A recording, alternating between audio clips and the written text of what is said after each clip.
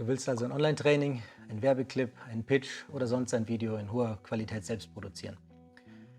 Wahrscheinlich hast du dich gefragt, welche Ausrüstung du dafür brauchst. Ich habe nicht vor, sehr oft über Ausrüstung zu sprechen. Und gleichzeitig braucht jeder Handwerker, braucht jeder Künstler ein Werkzeug. Und mit gutem Werkzeug macht der Schaffensprozess natürlich deutlich mehr Spaß, ist befriedigender. Wer über eigene Content Production nachdenkt, verbringt gerne viel Zeit mit Recherchen über die richtige Ausrüstung. Zeit, in der er eigentlich schon kreativ seiner Herzenssache nachgehen, sich dieser widmen könnte. Zur Recherchezeit kommt dann gerade bei aufwendigeren Setups noch Zeit für Fehlerbehebung, Austausch von Komponenten, Rücksendungen, bis dann alles zusammen funktioniert. Du bekommst jetzt eine Übersicht, was es für welches Vorhaben wirklich braucht, Empfehlungen für Geräte, mit denen ich gute Erfahrungen habe, Setup-Ausbaustufen für Conferencing, Webinare, Streaming und Videoproduktion, separat Audio-Equipment und die Sonderlösung Teleprompter. Außerdem Ideen für Speicherlösungen und Backup, denn nichts ist ärgerlicher, als die gerade mühselig erstellten Aufnahmen noch einmal neu machen zu müssen, weil irgendwas verloren gegangen ist. Wie komme ich zu meinen Empfehlungen? Ich mache ungern Kompromisse, was die Qualität dessen betrifft, was ich mit meiner Ausrüstung erstellen kann.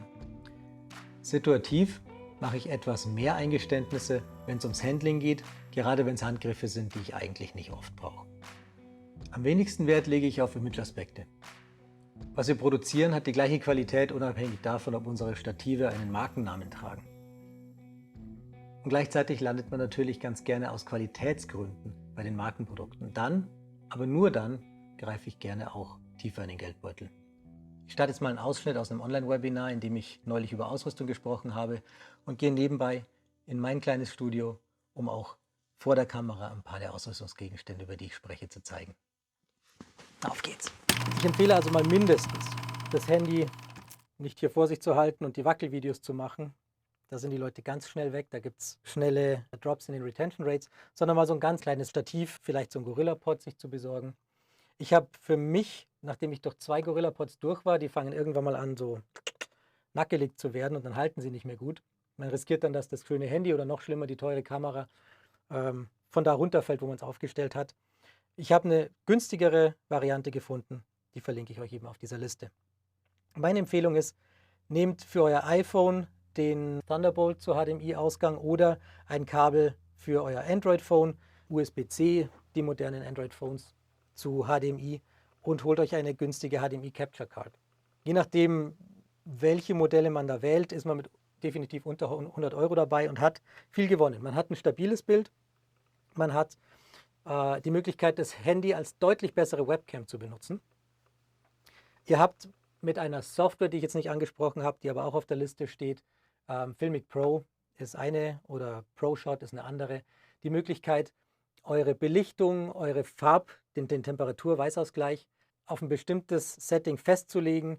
Gerade wenn ihr dann so Späße macht, wie von dem Greenscreen zu reden, dann nimmt die Kamera nicht bei jeder Bewegung die Automatik her und ändert die Beleuchtung, was es dem Kia, also dem Stück Software, der dann das Grün durch irgendeinen Hintergrund ersetzt, der euch freistellt, sehr, sehr schwer macht.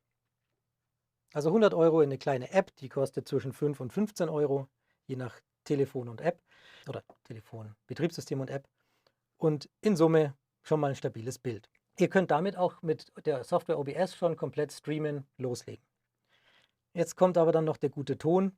Für 100, 120 € gibt es ein sehr, sehr gutes Lavalier-Mikrofon. Ich bin hier mit dem Lavalier-Mikrofon unterwegs. Ich könnte mich jetzt also hier wunderschön im Raum bewegen und ihr hättet kein Problem. Ich würde nicht leiser, lauter werden. Ihr würdet mich immer klar und deutlich verstehen. Ich empfehle euch sowas auch für eure Aufnahmen. Keine Kamera ist gut, wenn das Licht nicht gut ist. Entsprechend gibt es verschiedene Beleuchtungssets, die mit unter 300 € schon sehr, sehr professionell sind. Früher hat man das 10-fache dafür bezahlt. Da empfehle ich euch auch einfache LED-Paneele. Macht auch so eine normale Videokonferenz viel angenehmer für eure Gegenüber. Also es lässt sich immer mehrfach nutzen. Jetzt käme dann der Schritt, wenn ich mal wirklich hochqualitative Bildaufnahmen machen will. Ja, dann kaufe ich mir eine gute Kamera die muss ein paar Sachen erfüllen. Üblicherweise wollt ihr diese Kamera nicht nur zum Aufnehmen, sondern eben auch zum Streamen oder ja, als Webcam benutzen.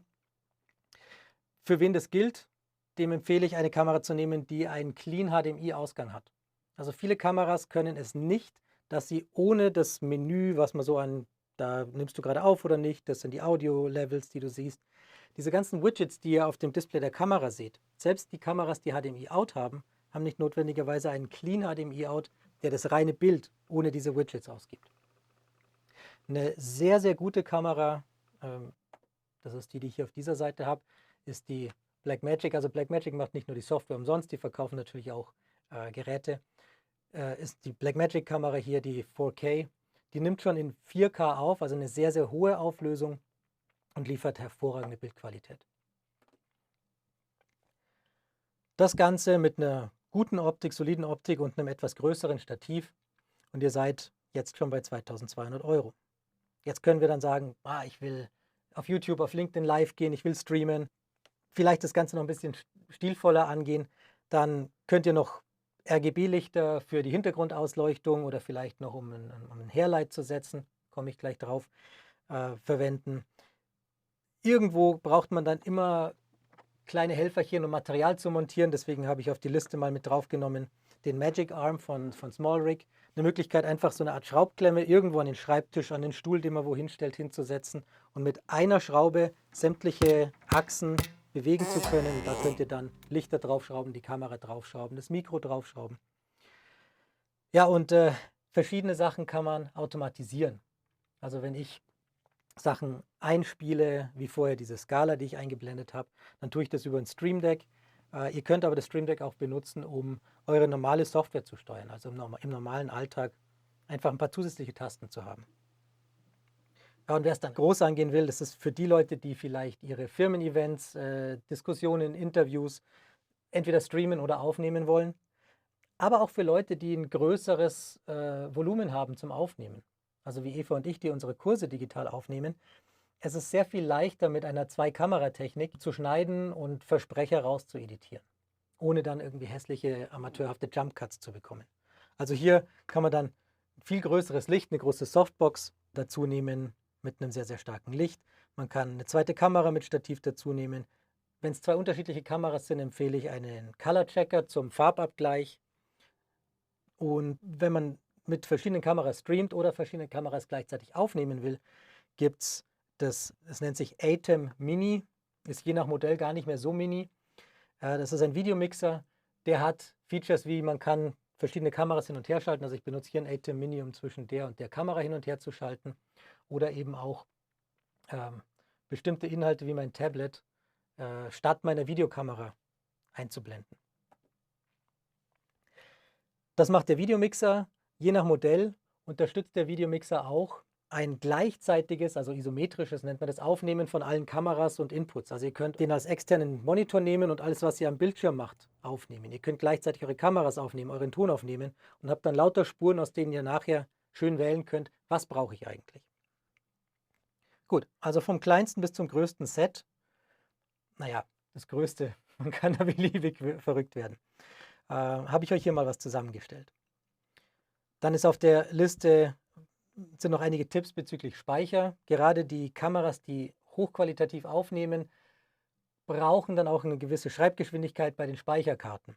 Wenn ihr viel Material aufnehmt und das vielleicht vorhalten wollt, braucht ihr einen Speicher für eure Backups, für das Material, also Medienarchive, da habe ich ein paar Sachen zusammengetragen.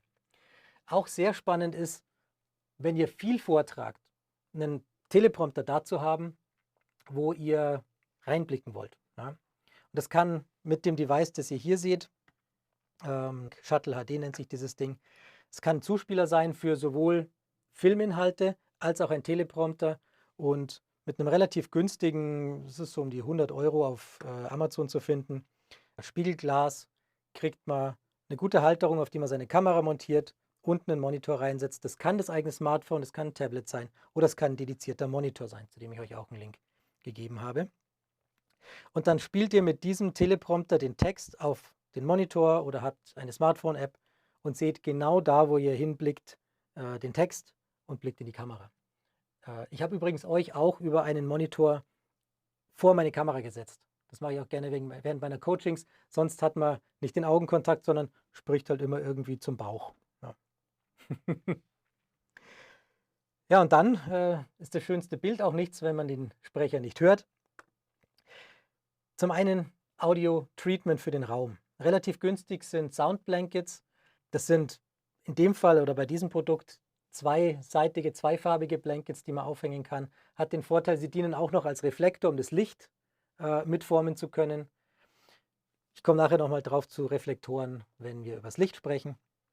Dedizierte Audioaufnahmegeräte, gerade wenn ihr Podcasts, Interviews aufnehmen wollt oder unterwegs Aufnahmen machen wollt, ist ein Zoom-Recorder zum Beispiel ein ganz tolles Gerät. Da steckt ihr ein oder mehrere Mikros an und nehmt Umgebungsgeräusche, Sprachaufnahmen, verschiedene Interviewpartner unabhängig voneinander auf. Für den Raum zum fest verbauen gibt es Pyramidenschaumstoff, gibt es Deckenpaneele. Ich habe übrigens hier hinter mir einfach die Deckenpaneele montiert, weil sie ein bisschen schöner ausgeschaut haben als der Pyramidenschaumstoff und weil ich ganz gerne mal noch ein paar Sachen dahin projiziere. Zum Nachbesprechen würde ich Dynamikmikrofone empfehlen. Die nehmen viel weniger von den Umgebungsgeräuschen auf. Und wenn ihr das Mikrofon auf keinen Fall im Bild haben wollt, aber auch nicht euch mit einem Lavalier-Mikrofon verdrahten wollt, dann ein Shotgun- oder Boom-Mikrofon, das man dann knapp außerhalb des Bildes auf den Sprecher oder kurz vor den Sprecher richten kann. Und immer gut, gerade bei Außenaufnahmen, aber auch bevor ihr irgendwo lange Stunden Gespräch aufnehmt, hört euch den Ton nochmal genau über den Kopfhörer an. Es ist erstaunlich, was man alles nachträglich hört. Vielleicht kennt ihr das von der Fotografie. Ihr seid irgendwo an einem schönen Urlaubsort, sagt, Mensch, was für eine tolle Straße. Ich mache da mal ein Bild von diesem faszinierenden Moment, den ich gerade erlebe. Und danach schaut ihr euch zu Hause das Bild an und seht Stromleitungen, Werbeplakate, lauter Zeug, das ihr überhaupt nicht wahrgenommen habt, als ihr in dem Moment begeistert drin wart. Und ähnlich ist es mit dem, was ich jetzt höre und was ihr am anderen Ende einer Leitung hört oder was die Leute in eurer Aufnahme hören. Also immer mal die Betrachter- oder Zuhörerperspektive einnehmen. Gut. Material. Ich schlage vor, wenn ihr Fragen zum Material habt, machen wir das nachher. Ich rede nämlich eigentlich gar nicht so gerne über die Hardware, sondern lieber übers Machen. Apropos Machen. Ich mache jetzt Feierabend und hier Ordnung. Die Liste gibt es, wie besprochen, unten in der Videobeschreibung. Viel Spaß damit und frohes Schaffen.